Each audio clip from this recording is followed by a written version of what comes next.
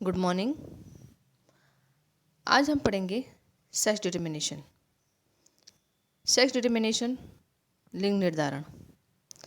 लिंग निर्धारण को समझाने के लिए अलग अलग वैज्ञानिकों ने अपने अलग अलग सिद्धांत दिए, जैसे chromosome theory of sex determination, environmental theory of sex determination, hormonal theory of sex determination, sex determination by parasite आदि कई थ्योरियाँ जो अलग अलग वैज्ञानिकों ने सेक्स डिटर्मिनेशन को समझाने के लिए दी।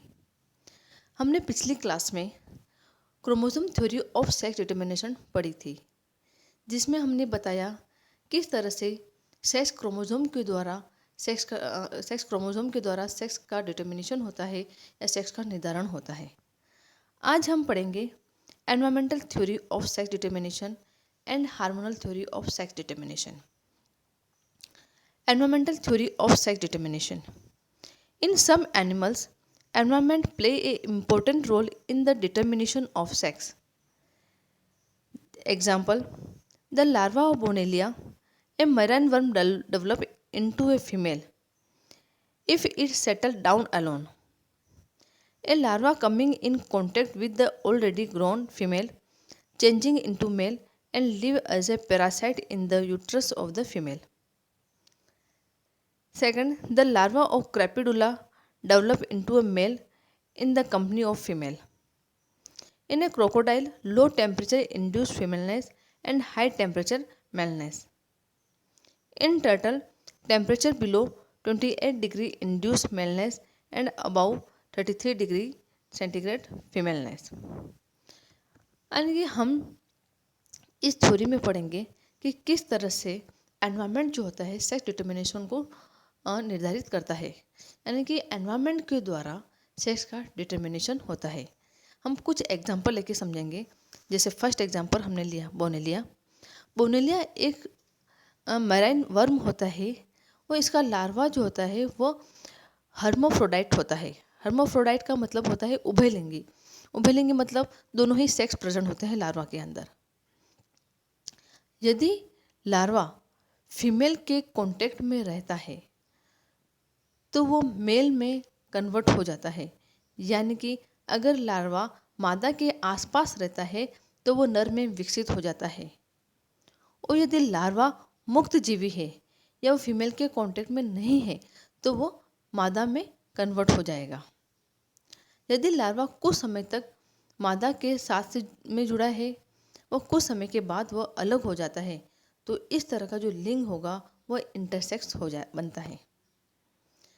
यानी कि बोनेलिया में हमें ये बताया है कि किस तरह से सेक्स का डिटर्मिनेशन होता है। बोनेलिया का जो लार्वा होता है वो उभयलिंगी होता है। जब लार्वा फीमेल के कांटेक्ट में रहता है या फीमेल के आसपास रहता है तो वो मेल में कन्वर्ट हो जाता है। यदि लार्वा मुक्त जीवी है तो वो फीमेल में कन्वर्ट हो जाएगा। अगर यदि लार्वा कुछ समय फीमेल के कांटेक्ट में है वो उसके बाद में वो फीमेल से अलग हो जाता है तो इस तरह का जो सेक्स बनेगा वो इंटरसेक्स बनता है। दूसरा एग्जांपल क्रेपिडुला। क्रेपिडुला भी एक समुद्री मोलस्का है। यदि यह लार्वा भी अगर फीमेल की संगत में रहता है, फीमेल की कंपनी में रहता है तो वो मेल बनता है। और यदि लार्वा को मादा की कंपनी ना मिले या उसकी संगत ना मिले तो वो फीमेल में कन्वर्ट हो जाता है। क्रोकोडाइल में जब लो टेम्परेचर होता है तो फीमेल बनती है और हाई टेम्परेचर पर मेल बनते हैं। इसी तरह से टर्टल में हम देखते हैं जब 28 डिग्री सेंटीग्रेड से कम टेम्परेचर है तो मेल बनते हैं। अगर 33 डिग्री से ज़्यादा टेम्परेचर है तो फीमेल बनती है। यदि 28 और 33 डिग्री के बीच का अगर टेम्परेचर है तो इस समय समान संख्या में ही मेल तथा फीमेल बनेंगे। अर्थात हमने देखा कि किस तरह से एनवायरनमेंट के द्वारा सेक्स का डिटर्मिनेशन होता है। जैसे बोनेलिया अगर फीमेल के कांटेक्ट में का लार्वा अगर फीमेल के कांटेक्ट में आता है तो वो मेल बन जाता है। अगर वो मुक्त जीवी रहता है, मादा कांटेक्ट में नहीं आता है तो वो मेल बन जाता है। इसी तरह क्रेपिडुला में भी हमने देखा कि अगर मादा की कंपनी मिले, फीमेल की कंपनी मिले तो वो मेल बनेगा, और अगर फीमेल की कंपनी में नहीं आता है, उसकी संगत में ना मिले तो वो फीमेल में कन्वर्ट हो जाता है। क्रोकोडाइल और टर्टल में किस तरह से टेम्परेचर से मेल तथा फीमेल का निर्माण होता है। क्रोकोडाइल में अगर लो टेम्परेचर होता है तो फीमेल बनती है, हाई टेम्परेचर बनता है तो मेल बनता है। टर्टल में 28 डिग्री सेंटीग्रेड से लो टेम्परेचर होता है तो मेल बनता है, और 33 डिग्री से ज़्यादा टेम्परेचर है तो फीमेल बनेगी। और इस बीच में 28 से 33 के बीच में अगर टेम्परेचर है तो मेल तथा फीमेल की संख्या जो होती है समान बनती है। इस डायग्राम में हम देखते हैं कि किस तरह से सेक्स का डिटर्मिनेशन हो रहा है। जैसे बोनेलिया जो लार्वा है, बोनेलिया की जो फीमेल है वो एग देती है। एग जब हैचिंग होती है तो लार्वा बनेगा। लार्वा अगर रिलीज इनटू द वाटर, अगर लार्वा जो होता है अगर पानी में रिलीज हो जाता है या पानी में छोड़ दिया जाता है, पानी में फ्री रह रहा है, तो कन्वर्ट इनटू द फीमेल। अगर अटैच विद द प्रोबोसिस, अगर वो फीमेल के कांटेक्ट में है और वो डिस्पैच नहीं हुआ, इफ डिटैच नहीं हुआ है, अगर वो मादा से अलग नहीं हुआ है तो वो इंटरसेक्स में कन्वर्ट हो जाएगा। कुछ समय तक वो फीमेल अगर वो डिटैच नहीं हुआ तो वो मेल में कन्वर्ट हो जाएगा। अगर वो attach with the proboscis and if detach, अगर वो कुछ समय के लिए मादा के प्रोबोसिस से कांटेक्ट में है और उसके बाद डिटैच हुआ है तो वो इंटरसेक्स में कन्वर्ट हो जाएगा। तो इस डायग्राम से भी हम देख सकते हैं किस तरह से बोनेलिया का लार्वा जो होता है एनवायरनमेंट के द्वारा कब वो मेल बनेगा, एनवायरनमेंट के द्वारा किस तरह सेक्स डिटर्मिनेशन होगा, कब वो मेल बनेगा, कब वो फीमेल बनेगी, कब वो इंटरसेक्स बनेगा। Next theory, hormonal theory of sex determination. Hormones are the secretion of the endocrine gland which is many instances modify the sex rather determine the sex. They are mainly responsible for the expression of sexual character. This theory is based upon the observation of Crew in chick. He found a hen which laid fertilized eggs, accidentally lost its ovary, stopped laying egg and developed male characters such as a comb and male plumages and become a cock. The above case of sexual reversal is explained by the assuming that the destruction and removal of the ovary led to stoppage of production of the ovarian hormones. Hormonal theory की अगर हम बात करते हैं तो hormonal theory में hormone जो होते हैं वो हमारे अंतःस्रावी ग्रंथियों द्वारा सिक्रेट होते हैं तथा अंतःस्रावी ग्रंथियों द्वारा स्रावित होने वाले हार्मोन हमारे लैंगिक लक्षणों को प्रभावित करते हैं। क्रू ने ये बताया किस तरह से हार्मोन जो होता है सेक्स डिटर्मिनेशन करता है।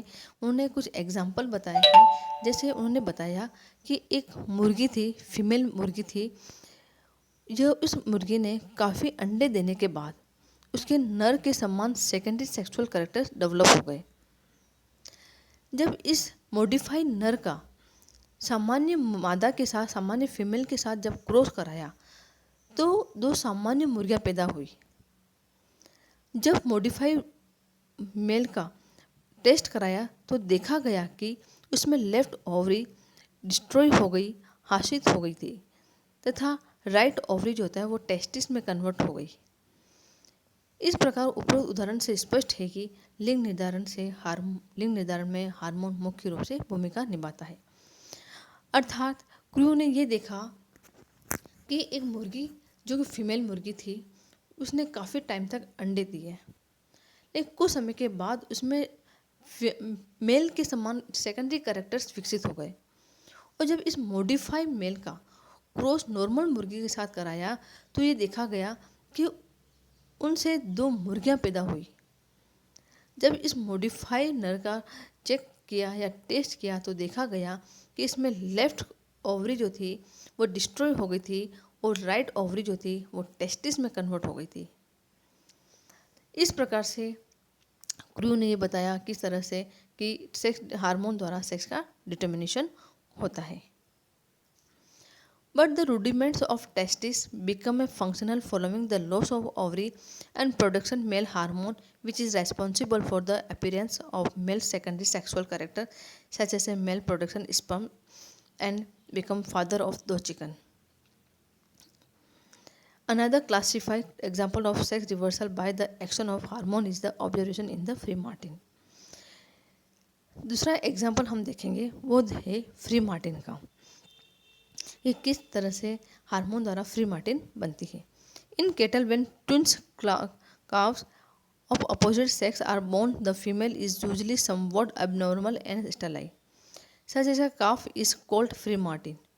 Since the male hormone appear early in the development, it passes into the body of the underdevelopment female through the circulation and cause partial sex reversal of the female.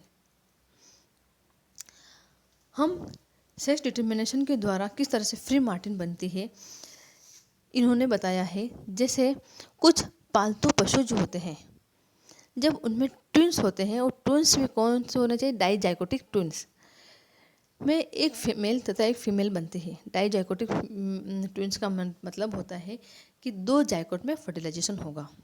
दो अलग अलग जाइकोट्स से दो अलग अलग जाइकोट्स से अलग अलग एम्ब्रियो बनेंगे या ऑर्गेनिज्म बनेंगे. तो डाइजाइकोटिक ट्विंस जो होते हैं उसमें एक मेल तथा एक फीमेल होता है. अगर एक मेल तथा एक फीमेल होता है तो उसमें जो फीमेल जो होती है वो स्टेलाइज होती है जबकि मेल जो होता है वो नॉर्मल होता है. ऐसे बच्चे जब दोनों भ्रूणों के मध्य में सर्कुलेशन संबंध होता है तभी उत्पन्न होता है. तथा इस स्थिति में नर हार्मोन जो होते हैं पहले एक्टिव हो जाते हैं और फीमेल के आंतरिक जननांगों को उनका रिप्रेशर कर देते हैं, उनको डेवलप होने से रोक देते हैं. इस प्रकार की जो स्टेलाइट फीमेल होती है उसमें अविकसित ओवरी होती है, अंडवाहिनी अविकसित होती है तथा यूट्रस भी अविकसित होता है. तो इस तरह से जो फीमेल बनती है उसको हम फ्री मार्टिन कहते हैं. अर्थात फ्री मार्टिन का मतलब हम वापस देखते हैं कि जब ट्विंस होते हैं डाइजाइकोटिक ट्विंस होते हैं. डाइजाइकोटिक ट्विंस का मतलब हमने बता दिया है कि दो जाइकोट से बच्चे बनेंगे, दो अलग अलग जाइकोट से दो अलग अलग बच्चे बनेंगे. मोनोजाइकोट का मतलब जब एक की जाइकोट से दो बच्चे बनेंगे. एक जाइकोट जब टूट जाता है तो दो सेम बच्चे बनेंगे. मोनोजाइकोट में दो सेम बनते हैं, डाइजाइकोट में हो सकता है सेम भी बन सकते हैं, हो सकता है दो अलग अलग बच्चे भी बन सकते हैं. तो जब डाइजाइकोटिक में एक मेल तथा एक फीमेल बनती है तो फीमेल तो स्टेलाइज होगी जबकि मेल जो होता है वो नॉर्मल होगा. इसका मेन रीज़न ये है कि जब ट्विंस होते हैं दोनों में जो सर्कुलेशन जो होता है वो कॉमन होता है और मेल हार्मोन पहले एक्टिव हो जाते हैं तो वो फीमेल के हार्मोन को रिप्रेस कर देते हैं, दबा देते हैं, जिसके कारण फीमेल के गोनाड जो होते हैं उनको बने नहीं देते हैं, जिसके कारण फ्री मार्टिन का निर्माण होता है. फ्री मार्टिन जो होती है उनमें अविकसित अंडाशय, अंडवाहिनी तथा गर्भाशय होते हैं. एग्जाम्पल फ्री मार्टिन के काऊ, शीप, गोट आदि में इस तरह से पाए जाते हैं. फ्री मार्टिन की जो स्थिति होती है उसमें मेल जो होता है वो सामान्य होता है और फीमेल जो होती है वो स्टेलाइज होती है. जैसे हमने इस डायग्राम में देख रहे हैं कि किस तरह से ये दोनों ट्विंस से एक दूसरे से जुड़े हुए ये सर्कुलेशन में कॉमन हो रहा है तथा fertilize calf free martin calf है ये. In male and female are twins. Female काफ़ी sterilise, ovary not develop, bull like appearance होते हैं यानी कि सांड जैसे दिखाई देते हैं. ये 90% फीमेल जो होती है वो स्टेलाइज होती है. इस तरह से इनका सर्कुलेशन कॉमन होता है, हम इस डायग्राम से देख सकते हैं. Next, genic balance theory of sex determination. C.B. Bridges in 1921 put forth the genetic balance theory of sex determination in Drosophila, according to which the X chromosome are the carriers of gene for femaleness and autosome are the carriers of gene of femaleness. According To this theory, sex is determined by the ratio of X chromosome and autosome.